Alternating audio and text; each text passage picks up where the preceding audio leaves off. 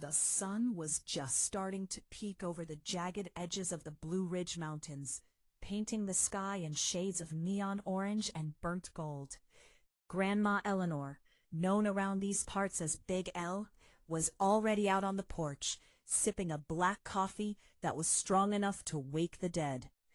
She wasn't your average grandma knitting sweaters. She was rocking a faded denim jacket, scuffed-up cowgirl boots, and a Stetson hat that had seen more rain than a tropical rainforest.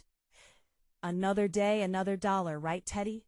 she muttered to her loyal golden retriever, who was wagging his tail like he'd just won the lottery. But today wasn't just another day. Today was the day the Silver Ranch was going to be tested. You see, the Silver Ranch wasn't just a patch of grass. It was the goat of horse sanctuaries. It was where the broken, the wild, and the rejected horses came to find their vibe again. And the undisputed king of the ranch was Cyclone. Cyclone was a charcoal black stallion with a build like a professional bodybuilder and a temper that was straight up toxic. He had a white star on his forehead that looked like a permanent scowl. People from 3 counties over had tried to tame him, but Cyclone had yeeted every single one of them into the dirt before they could even tighten the cinch. "He's tripping again, Elle," shouted Jax, the ranch's youngest stable hand, a 19-year-old kid who was low-key terrified of his own shadow. Jax was standing near the main paddock, looking shook. Inside the fence, Cyclone was going ham. He was rearing up, his hooves slicing the air like daggers, letting out a scream that sounded like a heavy metal guitar solo. He was kicking the wooden slats of the fence with enough power to turn them into toothpicks. "Chill out, Jax. He's just got that big energy this morning," Eleanor said, stepping off the porch with a limp that she'd earned from 50 years of bossing around 1,200-pound animals. She walked toward the paddock, her boots crunching on the gravel. Most people would have backed away, but Eleanor had that no-nonsense aura. She reached into her pocket and pulled out a withered apple. "Listen here, you oversized burnt marshmallow," she whispered as she approached the fence. "You can act extra all you want, but you ain't scaring me. We're both too old for this clout-chasing behavior." Cyclone stopped his tantrum and glared at her. His nostrils were flaring, and steam was literally rising off his back in the cool morning air. He looked like he was ready to smoke her, but Eleanor didn't blink. She just stood there, steady as a rock, holding out the apple. After a tense minute, a minute that felt like a decade to Jax, the stallion lowered his head and gently took the fruit. "See? He's just misunderstood," Eleanor smirked. But the peaceful vibe didn't last long.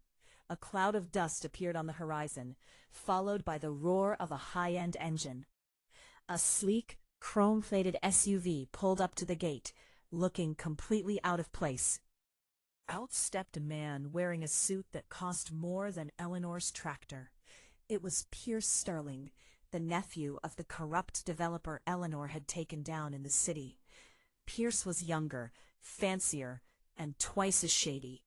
He pulled off his designer shades and looked at the ranch with a sneer. "Grandma Eleanor," Pierce said, his voice dripping with fake politeness, "I see the Silver Ranch is still as rustic as ever. I'm here to make you an offer that'll make you quit the grind for good." Eleanor crossed her arms.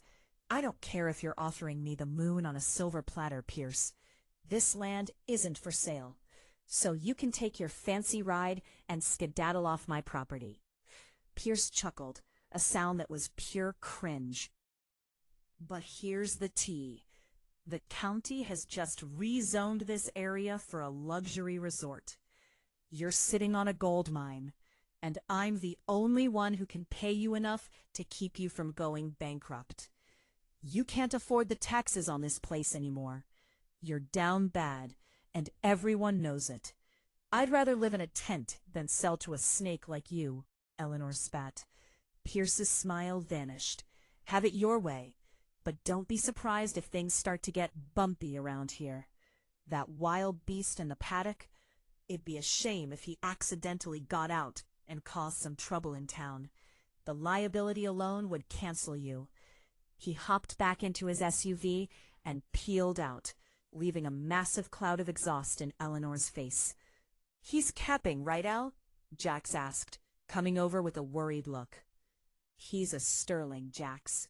They don't cap. They play dirty," Eleanor said, her eyes narrowing. She looked back at Cyclone, who was watching the SUV disappear. The horse let out a low, ominous snort. That night, the ranch was eerily quiet. The crickets were chirping, and the moon was a silver sliver in the sky. Eleanor was in the barn, rubbing some liniment on her aching knee, when Teddy started barking like crazy. It wasn't his "I saw a squirrel" bark, it was his "we've got a problem" bark. Suddenly, a bright flash lit up the sky, followed by a boom that shook the barn floor. A massive wildfire had been sparked at the edge of the property, and the wind was blowing the flames straight toward the stables. "Jax, get up!" Eleanor screamed. "The ranch is lit, and not in a good way." The fire was moving fast, a hungry orange monster devouring the dry grass. But as Eleanor ran toward the stables to evacuate the horses, she realized something that made her blood run icy. The lock on Cyclone's paddock hadn't just broken. It had been snapped with a bolt cutter. Cyclone was gone. "He's out there in the fire," Jax yelled, panicking. "No," Eleanor said, noticing the hoofprints leading away from the fire and toward the Sterling construction site. "He's not just out there. He's on a mission, and if he hits that site, Pierce is going to have the excuse he needs to delete us forever." Eleanor grabbed a lead rope and whistled for Teddy. "Come on, kid. We're going on a heist to save a horse that doesn't even like us. Here is part 2 of the Silver Ranch saga." The heat is on. The stakes are sky high, and Big L is about to show everyone why she's the final boss of this county. The Silver Ranch, Untamed Spirit, Part 2. The orange glow of the wildfire was reflecting off Eleanor's aviator shades, making her look like a total savage as she stood in the middle of the smoke. The wind was howling, and the smell of burning pine was clogging her lungs, but she wasn't about to let her legacy go up in smoke. Jax grabbed the heavy-duty fire extinguishers and the garden hoses. "Keep the main stable damp, or we're cooked," Eleanor barked, her voice cutting through the crackle of the flames like a whip. Jax was shaking like a leaf, but he nodded and scrambled toward the water pump. "He's gonna crash into the Sterling site, and it's gonna be a PR nightmare." "I'm on it," Eleanor said, grabbing an old, weathered leather saddle from the tack room. She didn't have time to find a gentle horse. She needed something with speed and grit. She whistled a sharp, piercing note that echoed through the panicked whinnies of the other horses. Out of the shadows of the back paddock trotted Midnight, a sturdy gray mare who was as reliable as a Toyota Camry, but had the heart of a lion. "Come on, girl. We gotta go full throttle," Eleanor whispered, swinging into the saddle with a groan from her bad hip. "Teddy, track him. Find the big guy." He put his nose to the scorched earth, found the massive, deep hoofprints of a stallion in a full-blown sprint, and took off toward the northern ridge. Eleanor kicked Midnight into a gallop, disappearing into the thick gray haze. The woods were a war zone. Burning branches were falling like missiles, and the heat was so intense it felt like her skin was being charbroiled. But Teddy was an absolute unit. He hopped over fallen logs and navigated through the embers without missing a beat. Suddenly, Teddy stopped at the edge of the ridge and let out a low-key growl. Below them, at the base of the hill, was the Sterling construction site. It was a mega mansion project, with half-finished steel beams and expensive glass everywhere. And there was Cyclone. The stallion was losing his mind. He was standing in the middle of the site, surrounded by high-powered floodlights that Pierce's security team had just flipped on. Cyclone was trapped between a massive crane and a pile of lumber, and he was rearing up so high it looked like he was trying to kick the moon. "There he is! Secure the perimeter! If that beast breaks the glass, neutralize him!" a voice boomed over a megaphone. It was Pierce Sterling, standing on a raised platform, looking mad smug, with a group of private security guards who were holding tranquilizer rifles. "They're gonna delete him, Teddy," Eleanor hissed, her eyes narrowing. They didn't just let him out. They baited him here to make him look like a public danger. Eleanor didn't wait for a plan. She rode Midnight straight down the steep rocky embankment, a move that was pure insanity for someone her age. She burst into the circle of floodlights just as a guard was aiming his rifle at Cyclone's chest. "Drop the piece!" Eleanor screamed, her voice echoing off the steel beams. Pierce looked down, his face turning a ghastly shade of pale. "Eleanor, you're trespassing on private property. Your animal is destroying my investment. I have every right to cancel him." "You capping snake!" Eleanor shouted, keeping Midnight steady while Cyclone continued to kick off just 10 feet away. "I saw the bolt cutters, Pierce. You swiped my horse to cover up the fact that your construction company is the one that started that fire up the hill." The security guards looked at each other, suddenly confused. The vibe shifted instantly. "You have no proof," Pierce yelled, but he sounded pressed now. "Teddy, retrieve," Eleanor commanded. Teddy dived into a pile of discarded workers' gear near the fence and pulled out a bright orange vest with a Sterling Construction logo and a heavy-duty bolt cutter tucked into the pocket. He dropped it right in front of the lead security guard. "Looks like your own crew left the receipts behind, Pierce," Eleanor smirked. But Cyclone wasn't calming down. The stallion was blinded by the floodlights and the smell of smoke. He let out a thunderous neigh and charged. Not at the guards, but straight toward a massive, unstable pile of steel pipes that was about to topple right onto him. "Cyclone, halt!" Eleanor screamed. She jumped off Midnight, her boots hitting the concrete with a loud thud, and ran right into the path of the charging stallion. Everyone held their breath. It was a main character moment that could go south in a heartbeat. Cyclone was a freight train of muscle and rage. But Eleanor stood her ground, her hand outstretched. "Look at me, you big baby. I'm the one who feeds you the organic apples. Don't you dare flop on me now." The horse slid to a halt, just inches from her, his hot breath blowing her hat right off her head. He was trembling, his eyes wide and terrified. For a second the whole world was muted, and slowly Cyclone lowered his head and leaned it against Eleanor's shoulder. "Good boy," she whispered, her voice finally cracking a little. "We're going home, and we're taking Pierce's reputation with us." Just then, the sound of real sirens filled the air. The state fire marshal had arrived, and they weren't there for the horse. They were there for the arson investigation. Pierce started to backtrack and babble, but the lead officer was already heading his way with the handcuffs out. "Mr. Sterling, you're looking at a major felony for starting a fire during a drought. Your clout just ran out."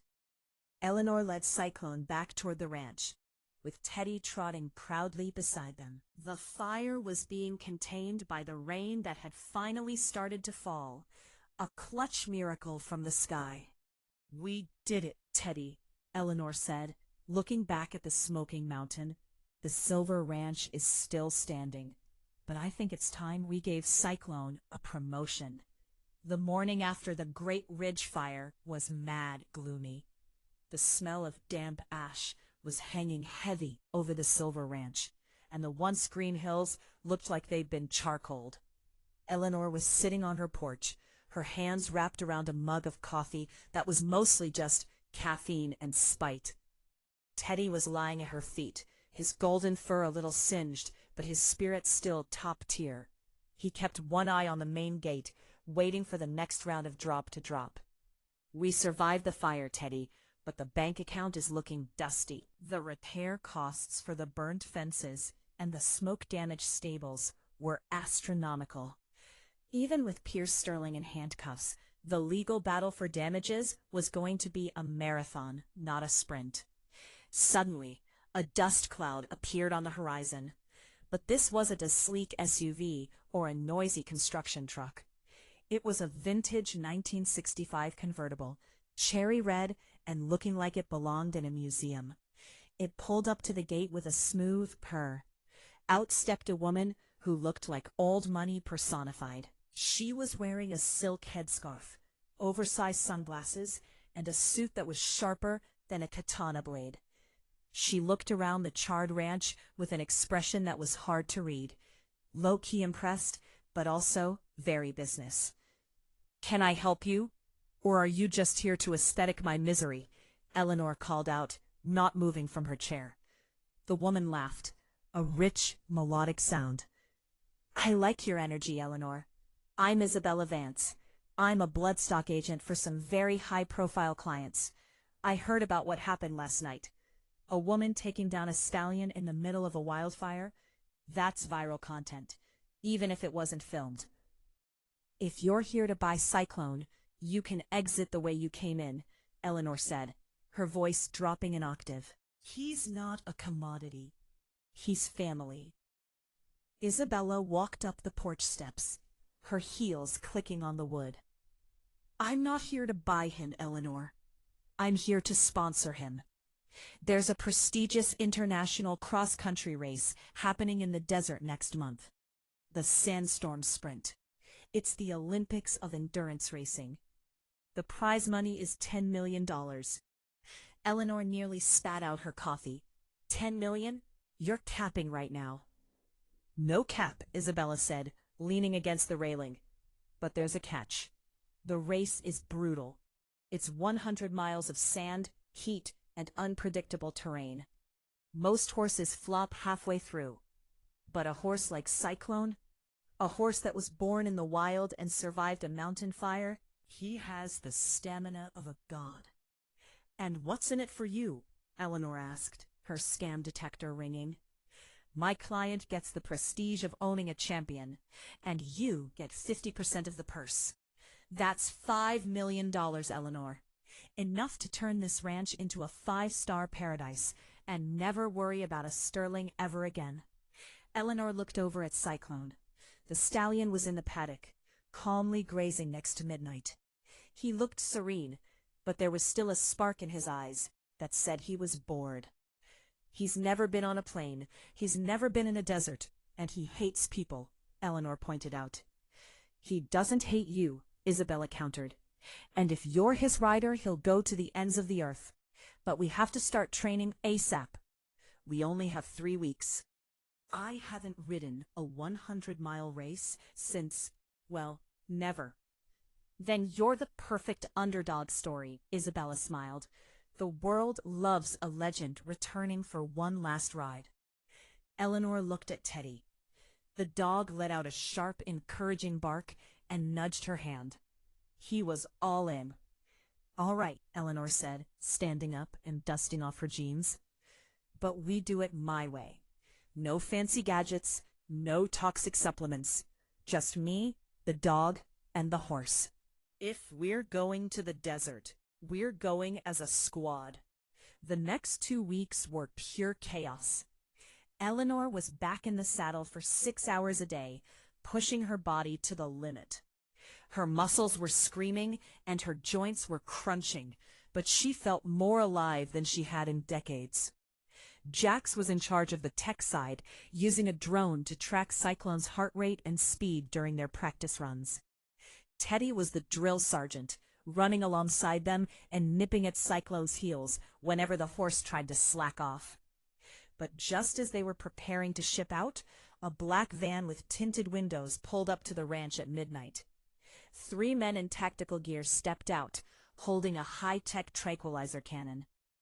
"Target spotted," one of them whispered into a radio. "The stallion is in the north barn. Proceed to neutralize and transport, The boss wants him removed from the race before the flight tomorrow. Eleanor was in the barn, checking Cyclone's hooves, when she heard the faint click of a safety being switched off. "Teddy, stealth mode," she whispered. The barn was pitch black. The intruders moved in, their night vision goggles glowing green. They thought they were dealing with an old lady. They were about to find out they were dealing with a tactical genius. Eleanor pulled a rope hidden behind a hay bale, and a massive pile of heavy grain sacks fell from the loft, pinning two of the men to the floor. "That's what we call a manual reset," she yelled. The third man raised his cannon, but Teddy launched himself from the shadows like a fury of fur, biting the man's arm and sending the tranquilizer dart flying into the wall. "You guys really thought you could ambush us on our own turf," Eleanor said, stepping out with a pitchfork. "You're washed. Tell whoever sent you that Cyclone is going to that race, and he's bringing the smoke with him." She checked the man's phone as he groaned on the floor. A text message on the screen read, "Make sure the horse doesn't make the flight. P.S." "P.S.? Pierce Sterling," Eleanor hissed. "Even from a jail cell, that man is still trying to clout chase his way into our lives. Jax, call the sheriff. We've got more strong trash to pick up." As the sun began to rise on the day of the flight, Eleanor stood by the loading ramp of the massive cargo plane Isabella had sent. Cyclone walked up the ramp like a king, his head held high. "Next stop, the Sahara," Eleanor said, patting the horse's neck. "Buckle up, Teddy. This is about to be the most epic, strong trip of our lives." The heat in the Sahara wasn't just hot. It was strong, disrespectful. As the cargo plane's ramp lowered, a wall of dry, golden air hit Eleanor like a physical punch. But she didn't flinch. She stepped out in her aviators, her boots hitting the desert sand with a strong, boss energy that made the local billionaire sponsors do a double take. "Welcome to the strong sandstorm sprint, Eleanor," Isabella Vance said, shading her eyes. "The competition is strong, stacked. We've got Olympic riders, royal stables from the Gulf, and tech bros with horses that are basically cyborgs." Eleanor looked at the competition. These weren't ranch horses. They were sleek, multi-million-dollar Arabians groomed to perfection.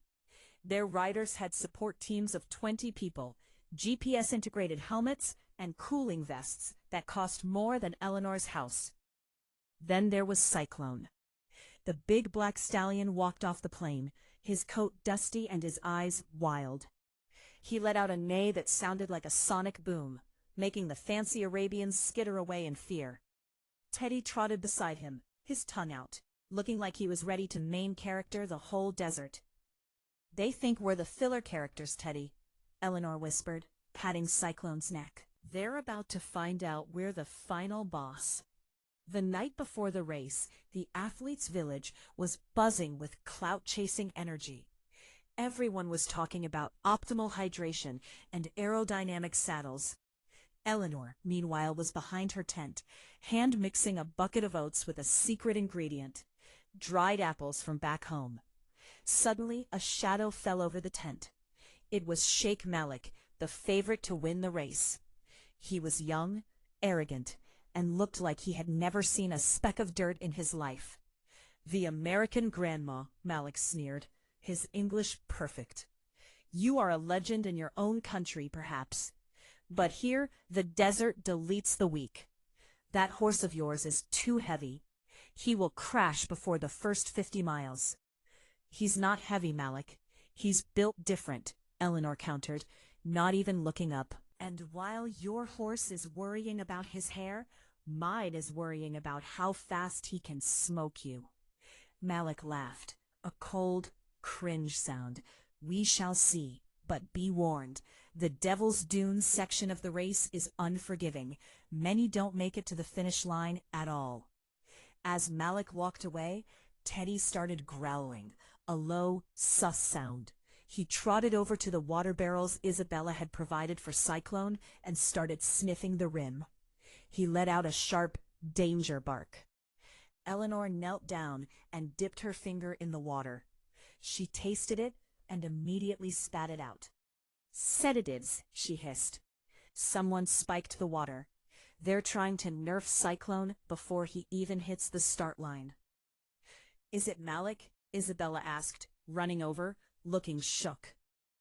"Or maybe Pierce Sterling's reach is longer than we thought," Eleanor said, her eyes turning into icy slits. "Jax, get the backup water from the plane. We're on lockdown until dawn. Nobody touches this horse but us." The next morning at 5 a.m., the starting gun popped. 50 horses charged into the dunes. The sand was shifting and difficult, and within the first 10 miles, 3 riders had already flopped and retired. Malik took an early lead, his Arabian gliding over the sand like a hovercraft. Eleanor stayed back. "Easy, Cyclone. Let them burn out their engines. We're playing the long game." By mile 60, the sun was straight up demonic. The temperature hit 110 degrees. The high-tech cooling vests of the other riders were starting to glitch and fail. Even Malik was looking pressed, his horse's breathing becoming heavy and ragged. But Cyclone was in his element. The heat didn't bother him. He was used to the mountain fires. His hooves were thick and strong, crushing the sand instead of sinking into it. "Now, boy, full send," Eleanor shouted. Cyclone surged forward, passing world champions like they were standing still. He was a blur of black muscle against the yellow sand. Teddy was being carried in a custom-made side pouch on Eleanor's saddle, his head poking out, barking encouragement like a hype man. They reached the Devil's Dunes, the final 20-mile stretch. It was a labyrinth of 50-foot-high sand walls. Suddenly, a massive sandstorm kicked up out of nowhere. Visibility went to 0. The GPS trackers on the saddle started bugging out. "I can't see the trail, Teddy," Eleanor yelled over the roar of the wind.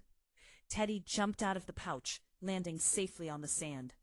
He didn't use his eyes, he used his elite nose. He found the scent of the finish line's saltwater spray miles away. "Follow him, Cyclone," Eleanor commanded. While Malik and the others were lost in the sauce, wandering in circles, Teddy led Eleanor and Cyclone through the heart of the storm. They were moving with aimbot precision. Suddenly the wind died down, and the finish line, a white oasis in the distance, appeared. Eleanor looked back and saw Malik emerging from the dust, looking absolutely clapped, his horse barely able to walk.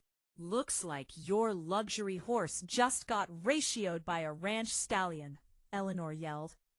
They crossed the finish line in first place, a full 30 minutes ahead of anyone else. The crowd went berserk. The grandma from America had just pulled off the biggest upset in racing history.